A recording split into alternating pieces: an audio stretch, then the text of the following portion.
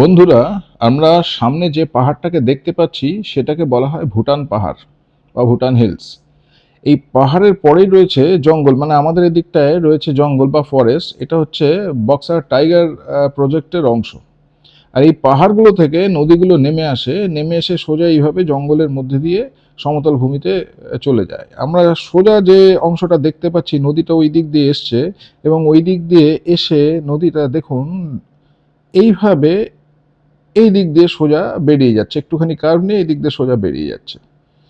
তো এই গোটা এলাকাটাই হচ্ছে জঙ্গল, মানে অতি গভীর জঙ্গল এবং ওয়াইল্ড লাইফের জন্য আদর্শ বিচরণ ভূমি। এখানে মানুষজনের সংখ্যা খুব কমই, মানে এখানে কোনো ভিলেজ বা এই জাতীয় কিছু থাকে না, এবং নদীগুলো খুব চওড়া হয়ে বিশাল পরিমাণ রিভার নেটওয়ার্ক তৈরি করে জঙ্গলের মধ্য দিয়ে প্রবাহিত হয়। তো এই জায়গাটা দেখতে এবং এনজয় করতে বেশ সুন্দর।